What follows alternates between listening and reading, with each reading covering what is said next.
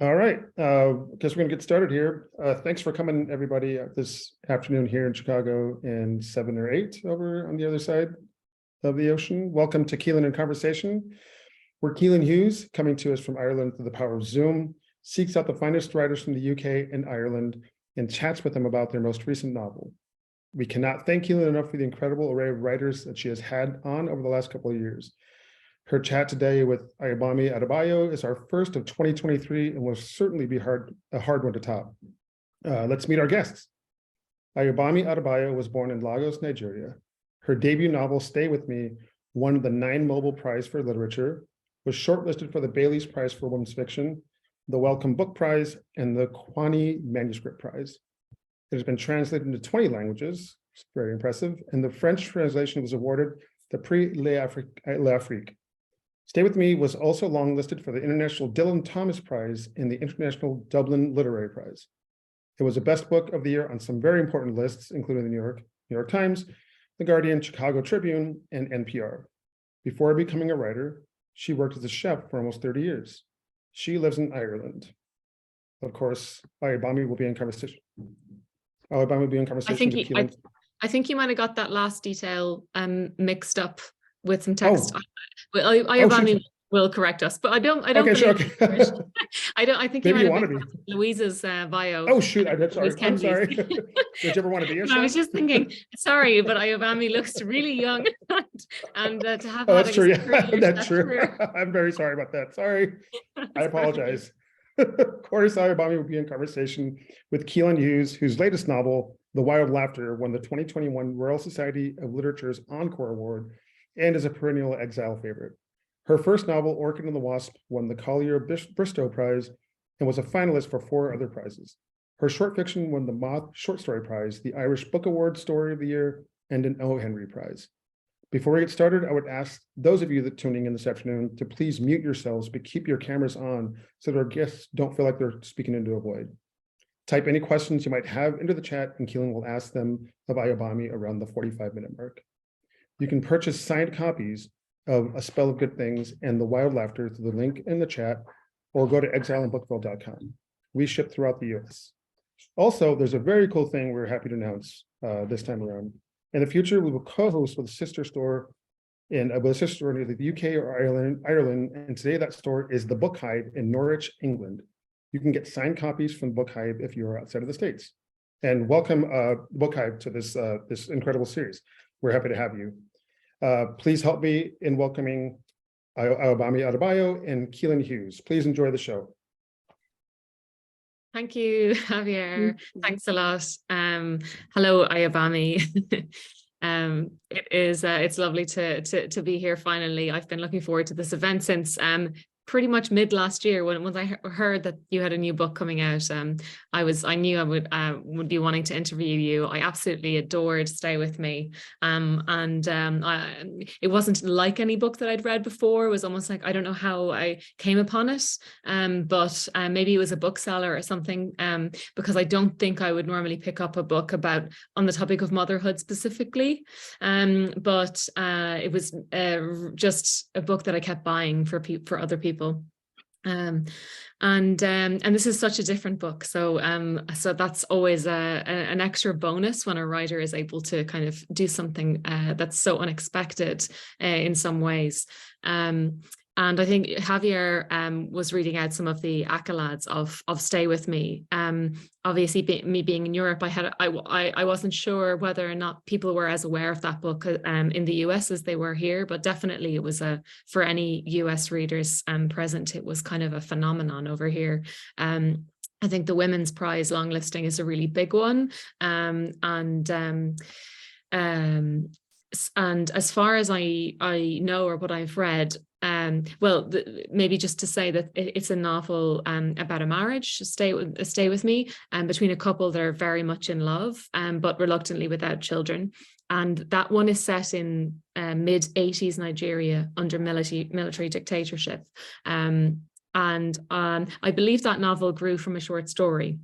And then later it won a prize in its manuscript form, and then took another few years for it to reach its kind of final form as a published novel. Could you maybe describe that journey from story to draft to final book? Yes, thank you so much, Caoilinn. And thank you to everyone who's joining in. So Stay With Me began as a short story, and I wrote that short story, I think it must have been 2008. And it was I remember that very clearly because it was my final year as an undergraduate. And I wrote the short story. I wanted to submit it for a particular competition, and I didn't win. But I remember I was trying to finish it. I'd written it and I read it over and over again. And the whole story was a fight. It was a woman who was leaving a marriage, and she's in the living room with her husband, and they're having a sort of a final argument. And that's what the story was. It was like 90% dialogue. And there's all these people around them. There's people moving at things out while they're having this conversation. And I remember reading it again and again and thinking to myself, there's something they're not saying, because they have all these people here. They're saying all these reasons why this marriage is ended. But I just had a feeling like there's some conversation happening beneath the layer of the one that I've written. And I remember precisely where I was, and I took a walk during the night on the university campus. And I remember precisely where I was standing when I just realized what it was. And I think at that point I sort of knew, oh, this is a novel and I'm not ready to write it yet. So I finished the story, sent it off. It didn't win the prize, but I sort of then had this novel idea in my mind that I didn't feel ready to write for quite a number of reasons. I didn't feel I was mature enough as a writer. I didn't think that I could handle it with the kind of care that it required. So I waited a few years, and probably about 3 or 4 years later, really began to write Stay With Me as a novel. And then in 2013, I remember, yes, in 2013, the manuscript, a draft of the manuscript was shortlisted for the Kunle Manuscript Prize. And then it was eventually published in 2017. So a bit of a long journey there. Yeah. And had you started this novel, A Spell of Good Things, before you had finished Stay With Me? Yes, actually. I started this novel also in 2013, late 2013, and it was the same year where Stay With Me won the manuscript prize. And I feel like I'd gotten to a point with Stay With Me then when I wasn't so sure if it would ever get published or if it was going to be my first novel. So I decided to start working on something else.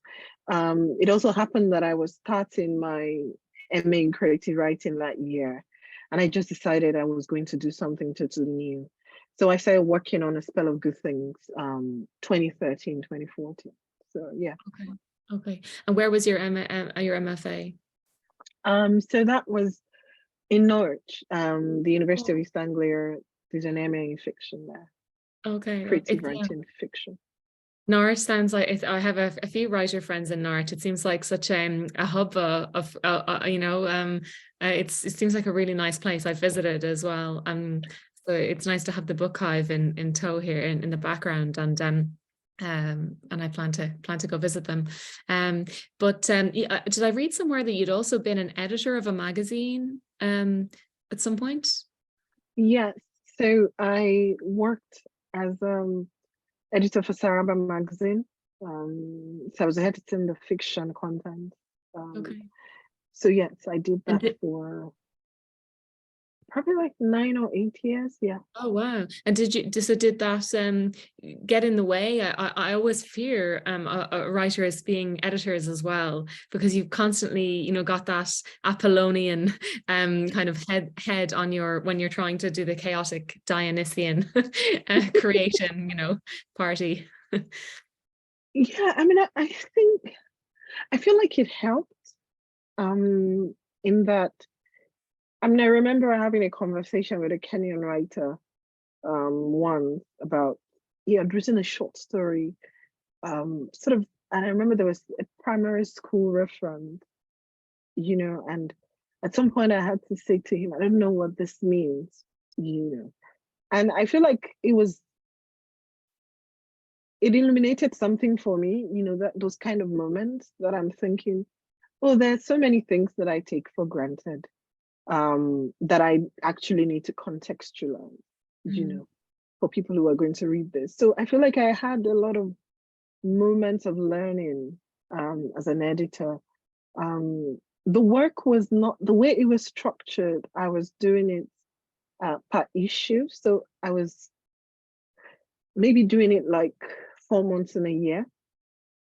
So it wasn't every single day I was, you know, going sentence by sentence in another person's work over and over again. So I think that might have helped. If I had been doing it every single day, I feel like that might have been a very different experience. Yeah, and it might have changed you as a novelist kind of in some way, and there's no going back from. Do you remember, it was lovely to hear that backstory behind the creation of Stay With Me. Did this novel have a similar moment kind of revelation, in the sense that you knew that it was a novel, or did it also start as a short story? Was there a trigger, like, what was that? Was there a moment? Sometimes there isn't, and you know, it can sound like a romanticized idea of how a novel starts. I mean, this novel had an interesting beginning. So I'd had this experience where I was coming back from work in Ile-Ife, Nigeria, and we had to make a detour, and I ended up in a neighborhood that was quite impoverished, and one that had never been in the 2 decades plus that I'd lived in that city. And I began to think then about just my own blindness and how easy it is for people to be in the same space and have such close proximity and remain invisible to each other. So I was thinking about that, and I remember I wrote a short story, sort of, that was kind of thinking through that, and that one was about a family and the woman who cleans for them, you know. But it wasn't this book. It was totally different. And then towards the end of that year, I moved to the UK for my MA. And there was another novel that I was planning to workshop, but I'd written what would end up being the first chapter of A Spell of Good Things in the initial draft. I'd written the story about this young boy. So it was sort of a short story. It was about 5,000 words. I sort of didn't know where it was going, but I just had it on my computer. And then there was another novel that I was really keen on working on during the MA. And within a week of arriving, my computer crashed, literally fell down, and everything on it disappeared. And so you send yourself email backups? It was terrible. I had not sent the novel. I mean, I'd stayed up all night the day before working on it just to get it ready for workshop. And then, so it turned out that this story about this teenage boy was the only thing that I could submit, that I had that could submit. So I submitted it and then continued writing it. And that's how it became this novel.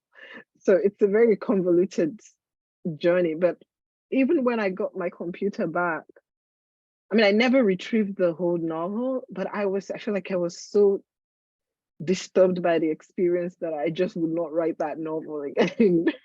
Yeah, I can imagine. I can imagine if something seems like almost fated happens in the middle of a book, then there's this emotional load to try and go back to it.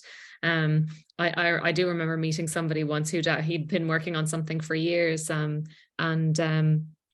he needed another year almost to mourn it, because it was one of those things. He was using a particular piece of software, and the software the company had gone defunct, and they weren't able to, and he had to go, he put out these Craigslist ads to try and find people who used to work there who could help. And yeah, and at a certain point, he just needed to like almost like grieve for somebody he'd lost.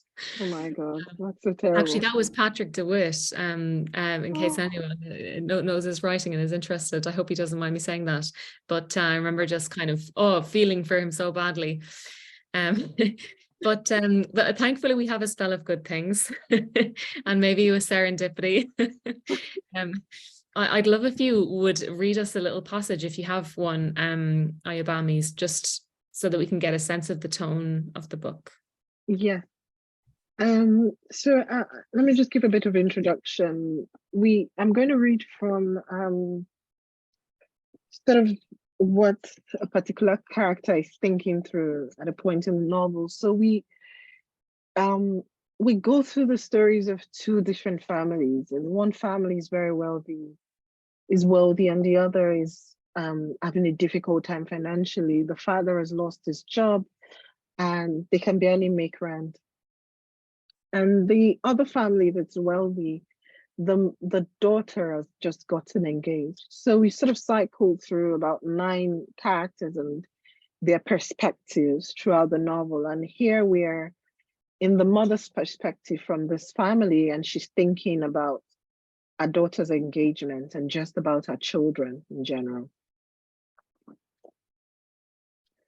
Yeye clasped her hands in prayer and shut her eyes. Her daughter was getting married. At last, Oluwa ṣeun. Glory be to God in the highest, and on the earth peace. When Layi screamed his way into her life just before Christmas all those years ago, Yeye had assumed that the fear she felt was transient. One more consequence of how close she had been to death during those 23 hours of labor. But the fear did not dissipate as expected. It was with her while she nursed first Layi, then Wuraola, and finally Motara. While she packed lunches and helped with homework, pronounced punishments, and studied report cards.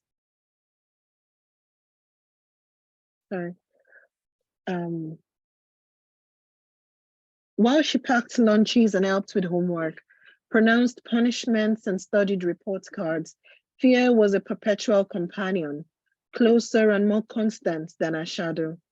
It lapped at the edges of her mind while she slept, so that she called out the name of one child or the other, even when her nightmares had nothing to do with them. And then something strange and wonderful had happened when Layi got married. Where her fears about him had congealed into utter terror after that foolish decision to stop practicing medicine and chase his dreams, they dissolved into only the mildest agitation as soon as he said his vows.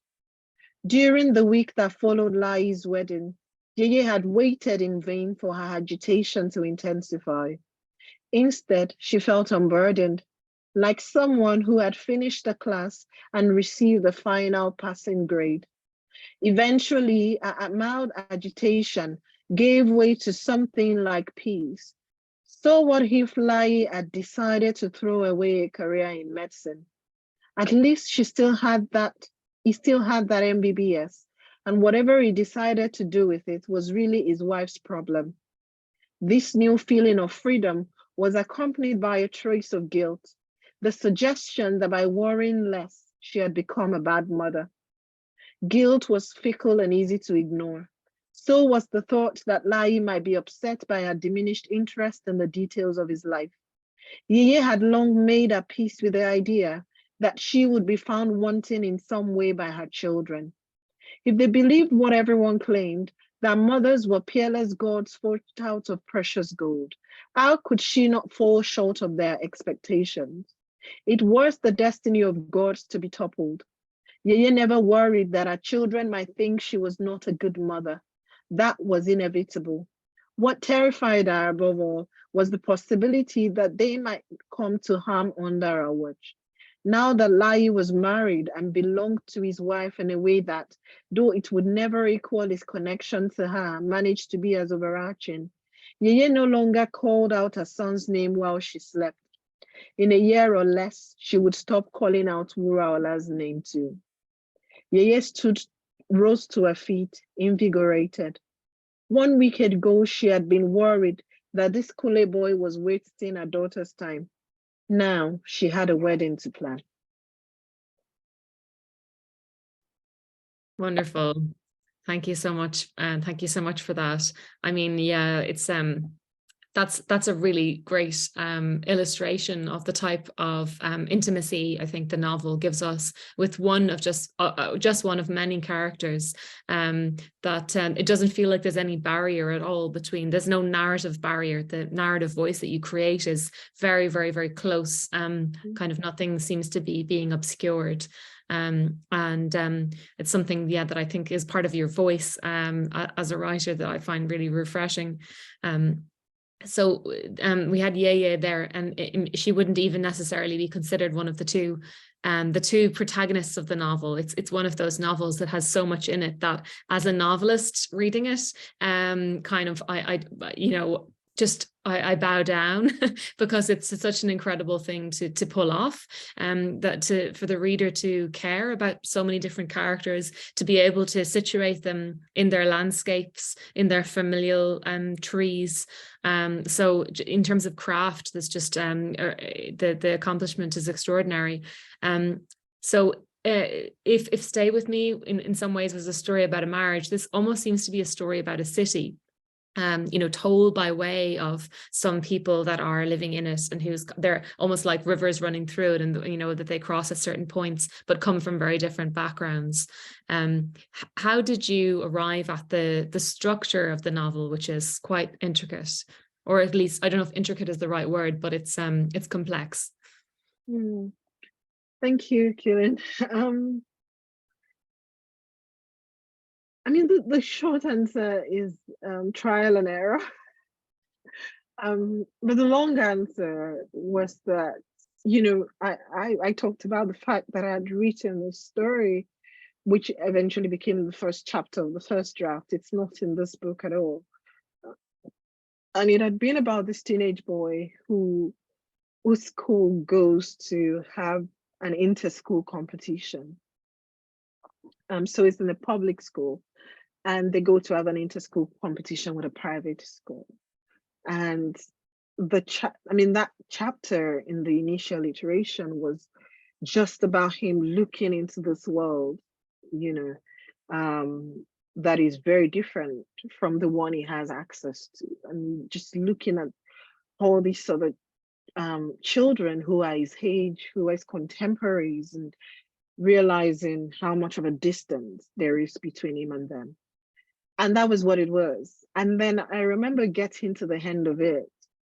And at the end of it, he has this encounter, he has a conversation with one of the children from the private school, a young girl who in this novel is the younger sister in the novel that is finished.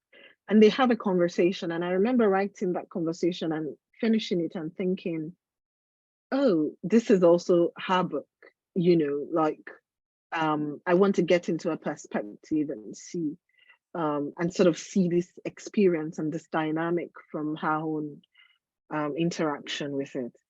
And so I started writing the novel from those two perspectives. In the final version, that's Eniola and Motara. So it was initially from the perspective of two teenagers who are from opposite ends of the class spectrum.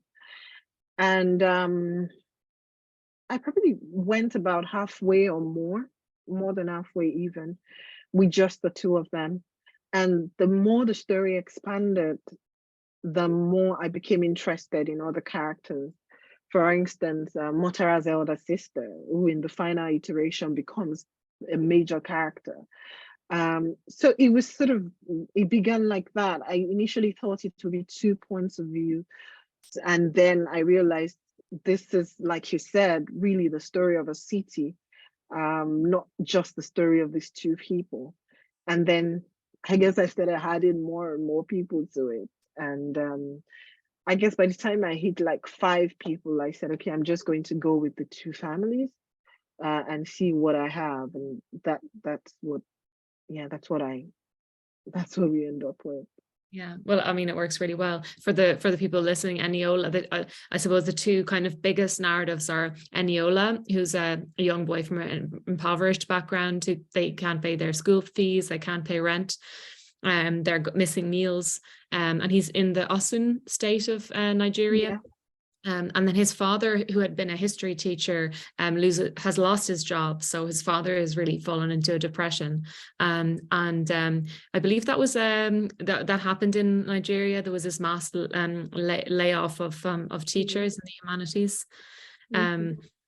And so I suppose it's not that the choice to make the father have lost that job is quite relevant to the novel, in that it is speaking about infrastructural failings and, you know, choices that have been made by governments past or dictators past, and I'm not sure whether that happened, you know, post dictatorship, whether that happened in the kind of new democracy or not. But then just to say, the other character is Wuraola. Is that how you say it? Wuraola. Wuraola. Okay, it's a little harder, but I'll get my head around it. And she's a doctor in a public hospital. So then you have, you know, healthcare and education. And she's from a wealthier family, and she's engaged to a financially stable guy who's well respected by people, but the reader will certainly come not to respect him very much. And so there's social mobility is, you know, inevitably one of the questions that the novel is exploring. I'm really interested in social mobility too. I think both of my novels so far have kind of tackled that. In Ireland's case, there wasn't really any social mobility until about the 1980s, or even the 90s. But almost every kind of 5 years since then, it's been rapidly changing in different directions, you know. And so I wonder, yeah, were those choices kind of to expose those dynamics that we get such significant class, you know, disparities between those two characters? Was that intentional? Or... Yes, I mean, that's quite spot on. That with education, for instance, I wanted to think through what I could observe that had changed, you know, in the public school system. That, say, if I think of my parents' generation, quite a number of people could go to public school. They were accessible, they were well funded, and people could see it as a path, you know, to achieve some social mobility. By the time I was going to secondary school, it was very different. And I think it has continued to change for the worse since then, that many people who could afford to were sending their children to private school because the public schools had become so underfunded and under-equipped and with very little support from people who were in power, many of whom had gone to those schools, you know. So I really wanted to think through that, and that particular detail, you know, what had happened in Osun State, where a lot of teachers in the humanities were laid off on the pretext that that was not vital to a good education. I wanted to think through all those things and just consider the ripple effect. You know, it's like you have this drop of water and it just goes into the future. And I mean, the span of the novel in terms of time is just about a year, or even a few months. But what was set it off for Eniola's family had happened, you know, a few years prior, when his father lost that job. So yes, I wanted to think about that. I wanted to think also about the health system. And it was just, it took a while. I think for me, it takes a while to find the characters for whom those stories are organic and compelling, for whom, you know, writing it not as a pamphlet, but as the lived experience of these people on the page, which I think is always more it's always more compelling, I think. Yeah. Yeah, I mean, certainly there it's compelling because they're both institutions that, you know, every citizen would have to interact with at some point. You know, so it's not they're not kind of isolated life problems. The question of private and public school, the question of what your kind of national health care might cover, as opposed to some kind of something more private. It's it is a very political novel. And today it must be something of a stressful, I don't know if it's a stressful day for you. It's very stressful. Is it? Okay. Yeah, so the Nigerian, for people who don't know, the Nigerian presidential election is being counted today. I don't think they'll have a final count today. And I've never been to Nigeria. I don't all I know of it are through its novelists, and many of whom I love. But yeah, I've heard it described as a new democracy. So so this is supposedly a really, really significant election, and the most significant post dictatorship. And so the context makes this novel feel just so incredibly of the moment, even though it's set in the noughties. You know, there's a strongman character who's running for governor, and there's that very particular portrait of how vulnerable people can become kind of pressurized in those local campaigns, and how staying out of politics isn't really a choice that most people have, or that a lot of people have. And so apparently, yeah, this is the biggest, the election, just for the American participants who don't know, I think there's something like 86 million or 80 something million people were eligible to vote. And so that would make it the biggest democratic exercise in Africa. And so is there already, so even though, you know, this novel set in the noughties, is there already a disparity between the political environment today and the political environment that the novel is set in? I mean, I wish I could say no. I'm sorry if there's a bit of a echo. My AirPod, I think, is just having some issues today. I wish I could say no. But I don't think that things have changed that much, to be honest. I want to be optimistic. And like you said, it's a very stressful day. Sort of biting your nails and refreshing some websites every 5 minutes to see if there's any news.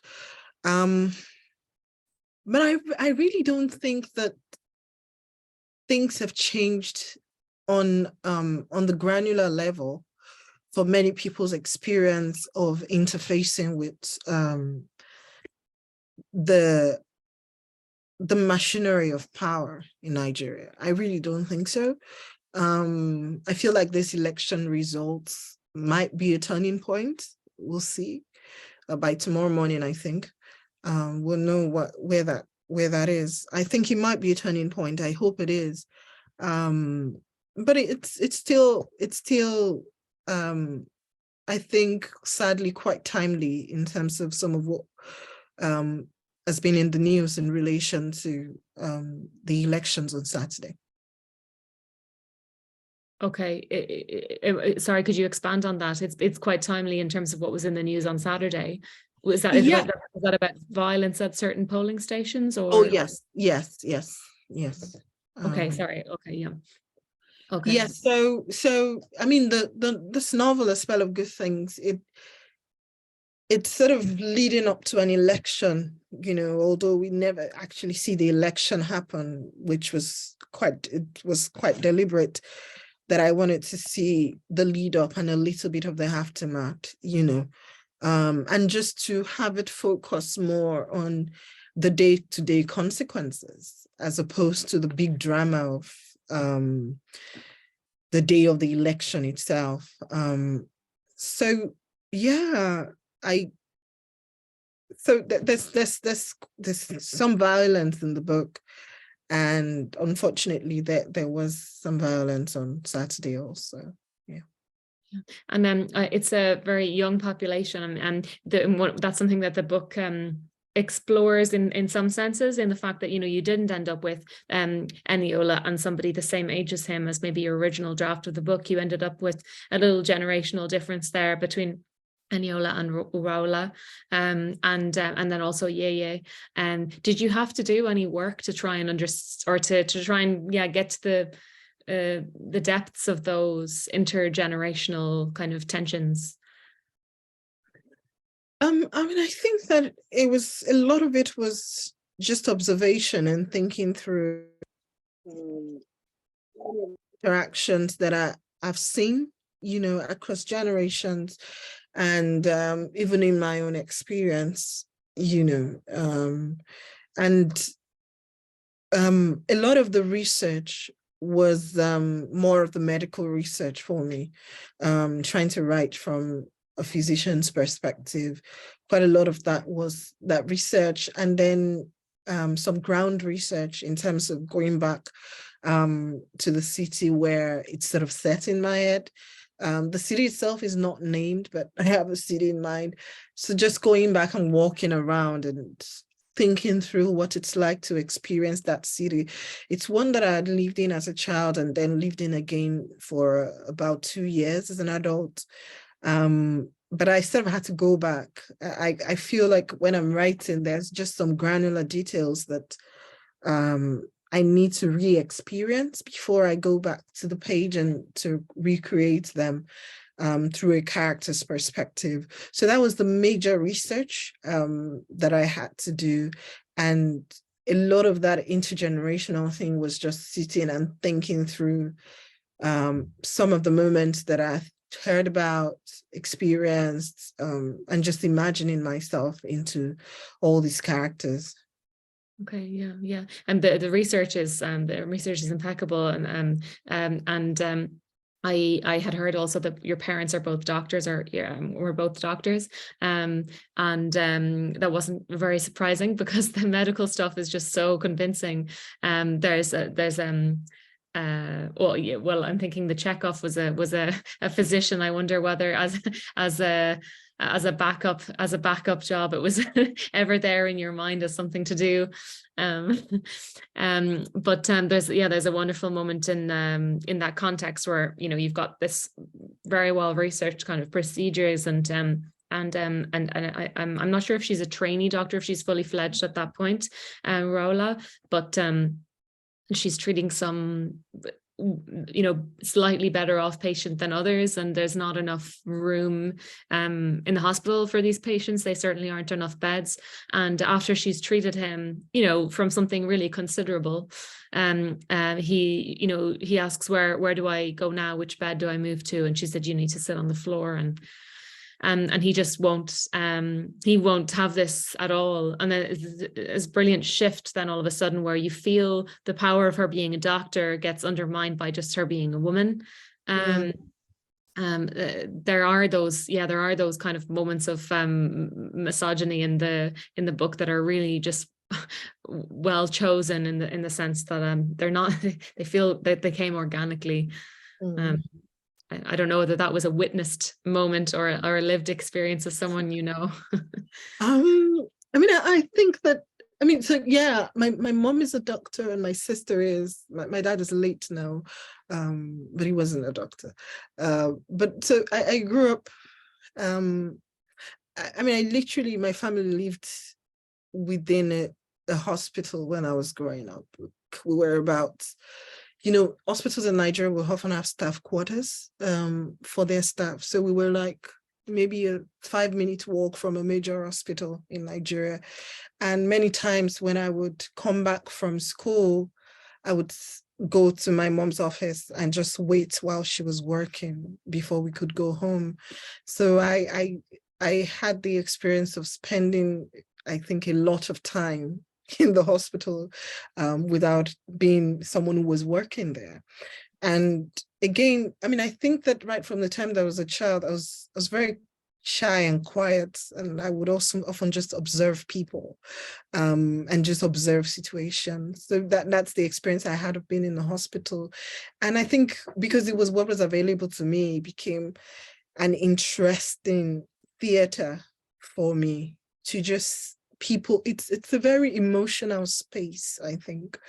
There are so many things that happen, and there are all kinds of wavelengths of emotions happening. There are people who are there as professionals in many instances who are really trying to do their job, and there are people who've come and this is literally their loved one, you know. It's not just someone trying to, so it's a lot of things happen, and I wanted to write about that, you know, in this book. And that scene you mentioned, it's really, you're such a good reader, because, you know, there are all those things that I think are very subtle, that sometimes you're not sure if people will pick it up or if they won't pick it up. But that moment of that power shift, it was something that, I mean, it wasn't a lived experience for me, but I remember some years when my sister was in medical school, and I had just come into the house with some of our classmates who were also women, and they were just chatting, you know, generally. And one of the things that struck me was just some of the misogyny they had to deal with every day. And they weren't even griping about it. It was just, oh yeah, that's what it is. And I, of course, I guess being a writer, kept thinking about, but what does this mean over 10 years of practicing? What does this mean over 20 years? So in this instance, you know, you have a doctor in our first year of practice, sort of learning what our place is within the hospital system from day to day, and just all the pressures that she has to go through. Thank you, Caoilinn. Yeah. I suppose yeah, there are those expectations. I mean, there the kind of familial and social expectations seem very strong, and we really felt that with Stay With Me as well. And I think it's maybe one way of thinking about like marriage as an institutional, you know, relationship, and that fundamentally changes a person's relationship with the world. Certainly in the world that's described by your books, and the Nigeria described in your books. I suppose in Stay With Me, it's that relationship with parenthood or with the child, and that fundamentally changes your role then. And almost I wondered, yeah, with this, whether it also changes your relationship with oneself, with yourself, like, and if that's something that the characters are working through, because we meet Wuraola, we spend a lot of time with her on her own, in her own headspace, in her own personhood.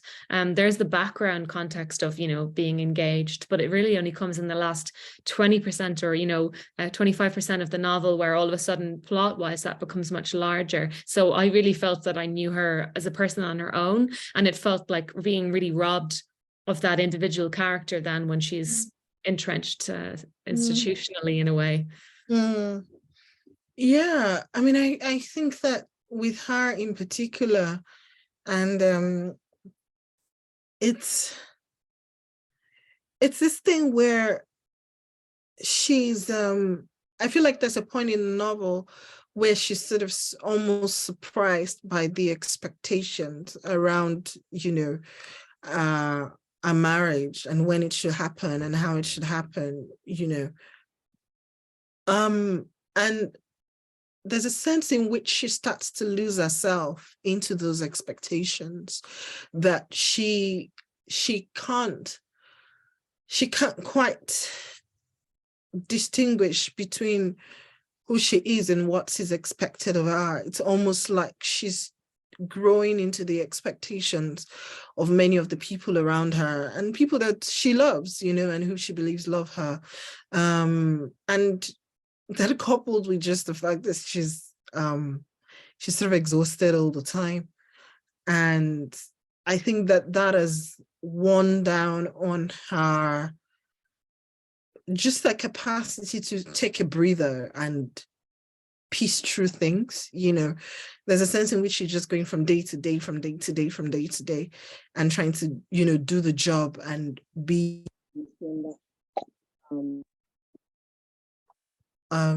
where she's trying to do the job and be the physician that her patients need. And she has this personal crisis also going on. So yeah, one of the things that it sort of tries to think through and perhaps untangle is that what the personal costs, of those, the weight of that kind of weight of expectation. Yes, that's exactly it. Yeah, yeah. And you feel it from the flip side as well with that lovely reading that you did from Yeye, the why those expectations are there, almost because it relieves some fear. So it's like all good novels, kind of, it complicates the picture. I have loads of questions just to mention. We've only a small group with us today, but this will go online, and there'll be plenty of views there. But if anyone has got any questions, I'll have a peek in the just someone had said, I have to leave soon to get back to work. Just wanted to say thank you. This is a lovely way to spend my lunch break. Oh, that's cute. But I'll check and see if there's any. Otherwise, I will continue interrogating Ayọ bámi for a moment. So I'm sure the names of the characters must be significant. I don't know what they are, but I suspect they are. And I just wanted to ask a point on language. I presume English is the language that you grew up with, and I wonder whether it would be the language that all the characters grew up, or maybe there would be Yoruba as well. Is that right, from that region? Yes, and for me, that's one of the things I have to think about when I'm writing, particularly with dialogue. One of the questions I ask myself is, what language are they speaking, and how are they speaking it? So here with this, there would be a lot of Yoruba in that region. In a lot of the dialogue is in Yoruba, would be in Yoruba ordinarily. Some of it would also be in English, mostly like professional conversations in the hospital, in school, would be in English, but a lot of the domestic space, they would be speaking Yoruba to each other. Yeah, I don't know if you wanted me to answer the question about the names, or yeah, it's just something that you feel like you'd like to share. Yeah. Yes, I mean that's an interesting question, because a couple of days ago I was rethinking about writing a note about that, but I haven't gotten around to it because, yeah, my life is a bit crazy right now. So the names, yeah, all the names are quite significant, because it's a culture that's very deliberate about naming. And so when I'm writing, I'm also trying to think through that. The two characters, Eniola and Wuraola, you'd have noticed that their names end with the same word, and that word sort of indicates wealth and riches.